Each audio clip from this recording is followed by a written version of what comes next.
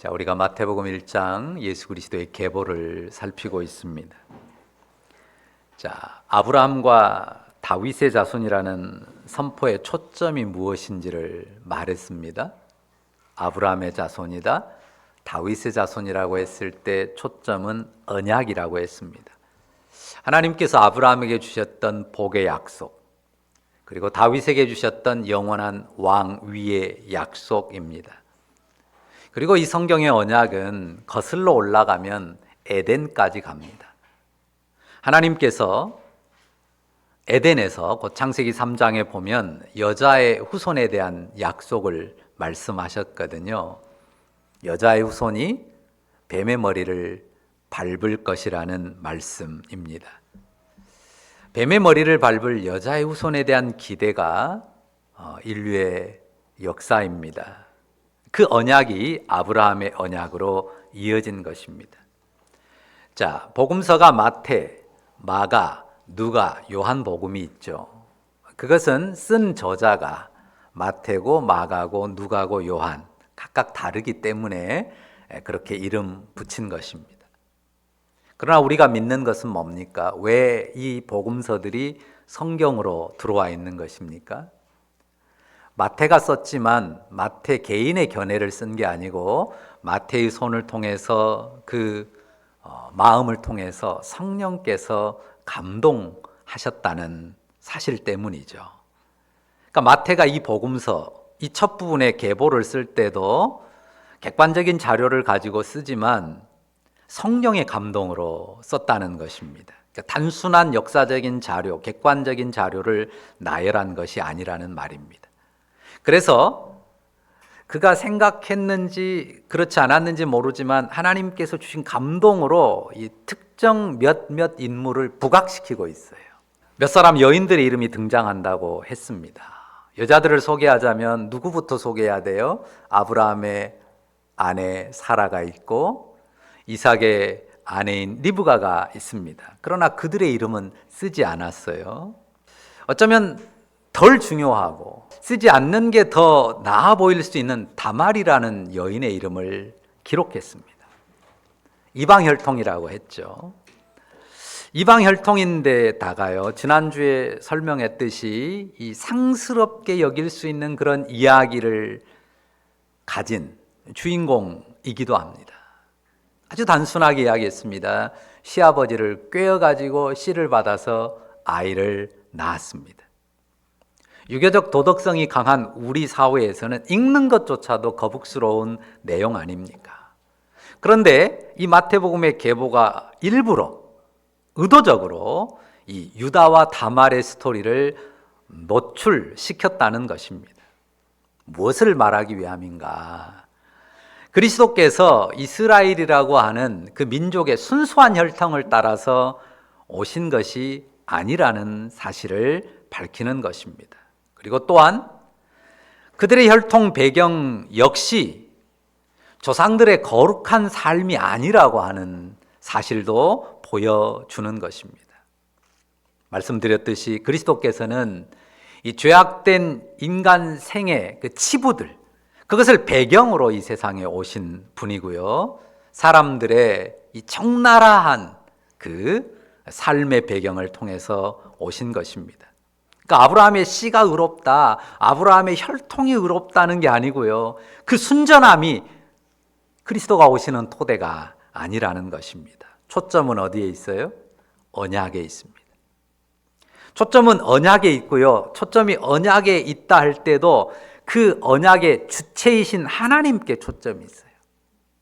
하나님의 언약을 주셨고 그 언약을 그분이 주체적으로 이끌어 가시고 그분이 은혜로 성취하시는 것입니다. 그러니까 이 점을 놓치지 않도록 유의해야 합니다. 언약을 가진 사람이 그의 의로움이나 그 혈통의 깨끗함이 뭔가 하나님의 구원 역사를 이룬 조건이 된 게 아니라는 말입니다. 자, 오늘 읽은 본문의 두 번째와 세 번째 여인의 이름이 나와요. 4명이 나온다고 했는데 5절을 보세요. 자, 5절 보시면 자, 제가 읽어보죠. 살몬은 라합에게서 보아스를 낳고, 보아스는 룻에게서 오벳을 낳고, 오벳은 이새를 낳고. 자, 두 여인의 이름이 뭡니까? 하나는 라합, 그리고 하나는 룻입니다. 공통점은 이 둘 다 이방 여인이라고 하는 것입니다. 라합은 성경 여호수아서에 나오는데요, 가나안 땅 여리고성의 기생이라고 씁니다. 그리고 룻도 모압이라고 하는 곳 출신의 이방 여인입니다. 이 둘에 대한 설명은 길게 하지 않겠습니다. 어떻든 이들의 출신 배경이 아름다운 게 아닙니다. 아름답지 못합니다. 그리고 네 번째 여인이 나와요. 6절은 같이 읽어볼까요? 6절 같이 읽습니다. 이새는 다윗 왕을 낳으니라. 다윗은 우리아의 아내에게서 솔로몬을 낳고. 자, 아브라함과 다윗의 계보니까 이 다윗의 자손 예수 그리스도의 계보니까요, 다윗 왕이 굉장히 중요한 인물이란 말이죠. 그 인물이 굉장히 귀하면 그 어머니는 누구다라고 써야 할 것 아닙니까? 그런데 그 어머니 이름은 밝히지 않아요. 대신에 누구 이름을 씁니까? 다윗은 우리아의 아내에게서 솔로몬을 낳았다는 사실을 밝힙니다. 자, 우리아의 아내라고 쓴 여인, 자기 이름이 있어요. 혹 아시는 분들 있을 텐데요, 우리아의 아내 이름이 뭡니까? 밧세바입니다. 밧세바라는 이름이 있어요. 그런데 다윗 왕은 밧세바에게서 솔로몬을 낳고 이렇게 써도 되잖아요. 근데 그렇게 쓰지 않고 뭐라고 썼어요? 우리아의 아내에게서 솔로몬을 낳고 이렇게 썼단 말이죠. 이 여인의 전 남편이 우리아라는 장수였어요. 그냥 전 남편이 아니죠. 이 스토리를 이미 읽고 또 들어서 아는 분들이 많겠지만요, 또 전혀 모르는 이들도 있을 것입니다. 자, 우리아라고 하는 사람은 다윗의 신하입니다. 아주 충성스러운 군인이에요. 자, 우리아가 이 암몬이라고 하는 이방 족속과 이 이스라엘의 전쟁, 그 전선에서 싸우고 있었던 장수입니다. 그리고 그 부인이 밧세바입니다. 자세한 정황은 모르는데요, 이 밧세바가 목욕을 하고 있었어요. 대부분 다 집들이 낮겠지만 왕궁만 좀 높아서 왕궁 지붕을 저녁에 다윗이 거닐고 있다가 이 우리아의 아내 밧세바가 목욕하는 것을 보게 됩니다. 그 정확한 그 위치나 뭐 상황들은 우리가 모르겠지만요, 여하튼 다윗의 눈에 그 여인이 너무 아름답게 보였어요. 그러니까 여인이 목욕하고 있구나, 아이고 내가 못 볼 걸 봤네 하고 얼른 돌아서 가면 되잖아요. 근데 너무 예쁘게 보이니까 사람을 보내가지고 저 여자가 누구냐 알아봤어요. 그러니까 우리아의 아내라는 거예요. 장수 우리아의 부인입니다. 그러면 그런가 하고 거기서 그칠 수 있잖아요. 또 사람을 보내가지고 그 여인을 데려오라 그래요. 그래서 그 여인을 데려왔습니다. 데려와가지고는 그 여인을 범했습니다. 음욕에 따라서 여인을 탐하고, 그것도 자기의 신하 부하 장수의 아내를 범한 것입니다. 그리고는 돌려보냈어요. 근데 나중에 그 여인이 임신했다는 소식을 전해옵니다. 큰일 났죠. 전장에 나가 있는 남편 우리아의 애는 아닐 거잖아요. 전장에 나간 지가 오래됐는데 다윗 왕과 관계를 갖고 그로 말미암아 아기를 가진 것입니다. 자, 부하 장수의 아내를 범한 것도 심히 악한 일인데 이제 아기까지 가졌으니 어떡합니까? 감출 수가 없게 됐지 않습니까? 그래서 다윗이 꾀를 내요. 전장으로 사신을 보내가지고 이 우리아를 불러들입니다. 그리고 집에 가서 자도록 해요. 자기의 흔적을 감추려고 한 거죠. 그런데 이 우리아가요, 참 특별한 군인입니다. 자, 먼저는 왕이 불렀으니까 그 전선의 상황을 보고했을 것 아닙니까? 그리고는 집에 들어가라고 했는데 안 들어갑니다. 그런데 왕궁 문에서 자기의 부하들과 함께 수경을 합니다. 왕의 음식물이 왔고 집에 가서 쉬라고 했음에도 말이죠. 이런 충신이 어디 있습니까? 정말 군인 정신이 투철한 사람입니다. 혹자는 이런 스토리를 쓰기도 해요. 우리아가 이런 사람이라 밧세바가 일부러 그런 시츄에이션을 만들지 않았냐라는 스토리도 쓰지만은 대체적으로는 동의하지 않는 것 같습니다. 어떻든 이 우리아의 마음은 이런 거였어요. 동료 군사들이 전선에서 피 흘리고 싸우고 있는데 내가 어찌 혼자 집에 들어가서 쉴 수 있냐. 다윗이 물어보니까 그렇게 대답을 하는 거예요. 왜 안 들어갔냐? 이렇게 대답을 하는 겁니다. 그러자 이제 이번에는 다윗이 음식을 아주 걸게 대접을 하면서 술까지 마시게 해가지고 취하도록 만들었어요. 취기에라도 집에 들어가게. 그렇게 말이죠. 그런데도 얼마나 투철한 군인인지 안 들어가요. 역시 왕궁문 앞에서 부하들과 함께 수경을 하는 것입니다. 다윗의 입장을 한번 생각해 보십시오. 자기 죄를 덮으려고, 교묘하게 덮으려고 일을 꾸몄는데 이 우리아가 꿈쩍하지 않아요. 악한 의도로 꿈쩍하지 않는 게 아니라 정말 선한 의도로, 충성스러움으로 꿈쩍하지 않는 것 아닙니까? 다윗의 양심, 그 양심이 있는 사람인데 얼마나 괴로웠겠어요. 양심이 찔리죠. 나는 너에게 악을 행했는데 넌 어떻게 이럴 수 있니? 잠을 이룰 수가 없었을 것입니다. 그래서 결단을 합니다. 어떻게 합니까? 진짜 슬픈 결정을 내리는데요. 그 우리아를 죽이기로 합니다. 와, 어떻게 방향을 그렇게 잡습니까? 순간의 욕정을 참지 못하고 부하의 배우자를 범했으니 양심의 고통이 심히 컸단 말이죠. 그렇게 자신의 양심을 쥐어짜고 괴로워하면서도요, 결정은 이렇게 해요. 이게 인생이에요. 그러니까 괴로워하는 그 양심의 그 쥐어짜는 아픔을 따라서 옳은 방향으로, 더 나은 방향으로 가는 게 아니라요, 양심이 찌르는데 실제 자기의 인격이 움직이는 방향은 자기의 죄를 덮고 자기 수치를 가리는 방향으로 치달아간단 말이죠. 사람이 이렇습니다. 여러분도 아마 살면서 그런 경험들을 했을 거예요. 아, 이제 깨달았으니까, 알았으니까 옳은 길로 가겠지, 그러던가요? 아닙니다. 여지없이 기대를 뒤엎고요, 자기 자존심을 세우고 자기 수치를 가리는 쪽으로 사람이 행동합니다. 저도 겪어보니까 사람이 다 그러더라고요. 슬프지만요, 인간의 부패한 본성은 그렇게 움직입니다. 다윗만 그러는 게 아니에요. 저와 여러분 모두가 다 그렇게 양심이 흘러가는 인생입니다. 그래서요, 다윗이 우리아의 손에 서신을 하나 들려줘요. 왕의 인장이 찍힌 서신을 전선의 사령관에게 갖다 주라고 보냅니다. 우리아의 손에 쥔 그 왕의 서신에 어떤 메시지가 담겨 있어요? 우리아를 죽게 만들어라 하는 그 메시지가 담겨 있는 거예요. 그 메시지도 충성스럽게 전달합니다. 읽어보지도 않고. 그래서 어떻게 됩니까? 가장 치열한 전투 현장에서요, 가장 앞장서게 만들어요. 요압 장군이, 사령관이 우리아를 가장 앞세우고, 그리고 적진으로 뛰어들게 합니다. 그리고는 후퇴하지 못하게 해서 결국 적의 칼에 맞아 죽도록 합니다. 자, 이렇게 죽이는 것을 법률 용어로 뭐라고 합니까? 살인 교사라고 하죠.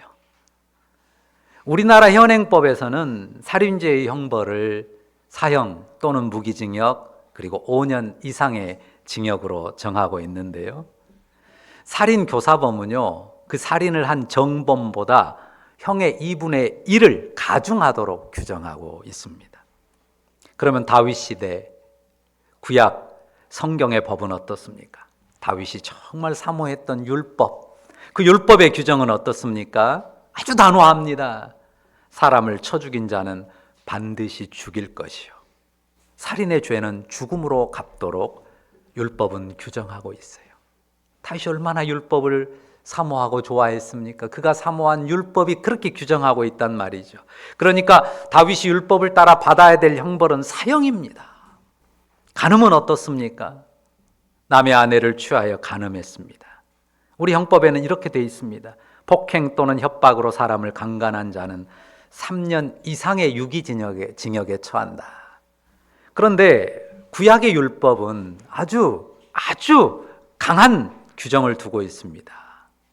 누구든지 남의 아내와 간음하는 자는 반드시 죽일지니라. 이렇게 되어 있습니다. 역시 죽음입니다. 그러니까 다윗은 몇 번 죽어야 돼요? 2번 죽어야 돼요. 더블로 죽어야 됩니다. 이중으로 죽어야 합니다. 그것이 하나님의 율법에 따른 공의입니다. 더 길게 설명하지 않겠습니다. 자, 마태복음의 족보로 다시 돌아와서요. 다윗은 우리아의 아내에게서 솔로몬을 낳고, 다윗에게 대해서 쓸 이야기가 얼마나 많아요. 굉장히 많습니다. 예를 들어서 다윗은 골리앗을 무너뜨렸고, 이 이야기를 써놓을 수도 있잖아요. 그 수많은 이야기 중에 딱 다윗에 관해서 이 한 스토리를 떠올리는 이름을 기록한다는 말이죠. 다윗은 우리아의 아내에게서 솔로몬을 낳고, 이스라엘의 소망이라 그랬잖아요. 다윗과 같은 왕이 다시 출현하는 게 이스라엘의 소망이라고 했는데, 지금 이 말을 기록함으로 직접 쓰진 않았지만 아주 도발적인 질문을 품고 있는 거예요. 다윗이 의인이야? 다윗이 의로운 사람이냐고 이 질문을 이 짧은 기록 속에 담고 있는 거예요. 우리가 다윗의 후손을 기다리고 다윗의 후손으로 그리스도가 오시지만 다윗이 의인이냐? 충성스러운 신하의 아내를 범해버린 아주 치졸한 인간이죠. 그리고 자기 죄를 감추려고 교묘한 살인을 교사했던 악인이었음을 들추는 거예요. 다윗 개인에게나요, 다윗의 혈통에는 의로움이 전혀 없습니다.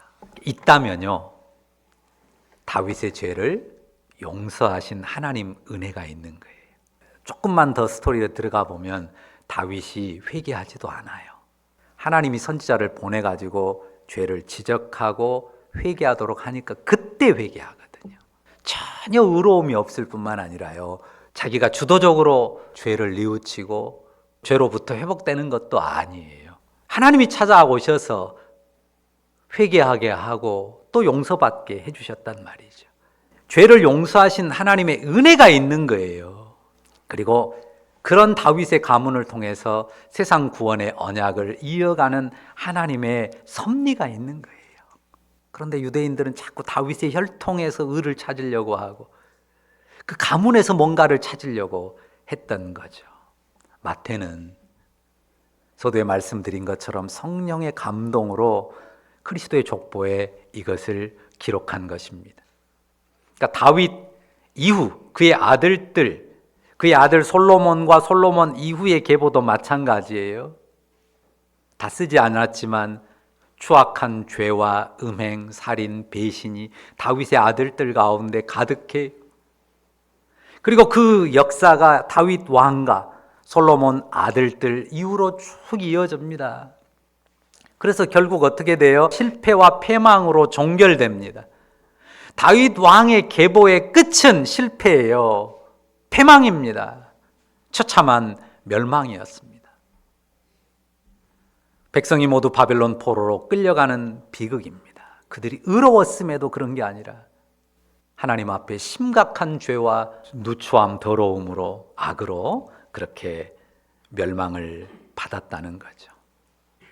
자, 그런데도 하나님께서 당신이 아브라함과 다윗의 후손 가운데 세운 그 언약을 지우지 않은 거예요. 언약을 지워버릴 만한데도 하나님께서 그 언약을 지우지 않으신 거예요. 그리고 하나님 당신의 은혜와 주권으로 그 언약을 성취하시는 거예요. 그런데 다윗의 씨로는 안 돼요. 다윗의 혈통으로는 안 돼요. 그래서 약속대로 그리스도가 다윗의 계보를 따라오시지만 하나님의 아들의 거룩한 씨를 그 혈통에, 그 계보에 담는 것입니다. 하나님 아들의 거룩한 씨로 당신의 구원 약속을 이루는 것이에요. 그러니까 이 역사를 보셔야 돼요. 그리고 이 역사를 기억해야 됩니다. 우리가 이야기하다 보면 자꾸 사람을 높이게 돼요. 이 사람은 이래서 하나님이 은혜를 주셨고, 이 사람은 이게 좋아서 이게 훌륭해서, 그러니 우리도 이런 훌륭함, 이런 아름다움을 이룹시다. 이런 쪽으로 이야기를 뒤집는 경우들이 많아요. 사람의 의와 그 혈통 가운데 있는 그 어떤 것도 하나님의 언약을 이루는 일에 쓰임받을 수가 없었어요. 그런 가운데 하나님께서 당신의 언약을 이루신 거예요. 제가 어제 제가 온라인 예배방에도 올렸지만요, 우리 박미연 목녀님 덕에 기독병원 120주년 기념 음악회에 참석을 했습니다. 가서 딱 앉아서 기도를 하는데요, 제 마음에 감동이 확 오더라고요. 120년 전 역사를 생각하니까 참 은혜가 제 마음에 일어났어요. 그 암울했던 이 구한말의 그 어둠의 역사 속에 하나님께서 이방의 선교사들, 호쟁이 선교사들을 보내가지고 복음을 주셨고, 그 복음과 함께 그 양림동 동산에 이 재중원이라고 하는 병원을 지어서 정말 나라님도 돌보지 못하는 멸시받는 소외된 그 백성들을 복음의 사랑으로 치료해 줬단 말이에요. 이 생각이 들더라고요. 오늘 말씀과 연결해서 그런 은혜를 받을 만한, 하나님의 그런 은혜의 섭리에 들어갈 만한 뭔가가 우리 민족에게 있었나? 그런 선과 의로움이 있었나? 정말 세계 가운데 가장 밑바닥 그런 민족이었다고 볼 수 있는데 하나님께서 복음을 주시고 복음 안에서 이 민족이 살아나게 하시고 여기까지 오게 하신 것 아닙니까? 그러니까 전혀 우리에겐 의로움이 없었고 오직 하나님의 은혜의 약속과 그 하나님의 놀라운 섭리가 이 민족에게 흘러 들어온 거죠. 그러니까 역시 선교사들도 복음을, 그리고 복음의 사랑을 나눌 때 그 은혜의 섭리를 기뻐한 것 때문에, 그리고 그 은혜의 섭리, 그 기쁨과 이 사랑을 나누려고 하는 마음 때문에 정말 찾아갈 아무런 이유도 없는 그 멀고 먼 이 땅을, 태평양을 건너와서 복음을 전해주고 사랑을 전한 것 아닙니까? 우리가 성탄을 맞습니다.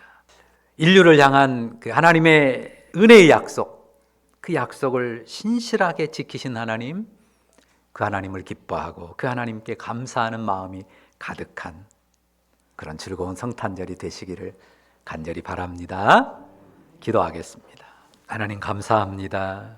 그렇습니다. 인간이 얼마나 추악하고 교묘하게 악을 향하는지, 아무리 훌륭한 사람이라도 위대한 인물이라도 그렇게 치우쳐가는 그런 인생임을 다윗에게서 보고 무엇보다 우리 자신에게서도 봅니다. 그런 인생이기에 하나님의 아들이 사람의 몸을 입고 오셔서 이루신 구속으로만 하나님 앞에 의롭게 되고 새롭게 될 수 있기에 그 은혜의 길을 우리에게 열어주셨으니 감사합니다.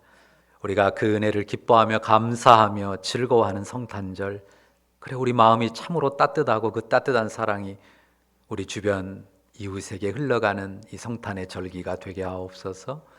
예수님의 이름으로 기도합니다. 아멘.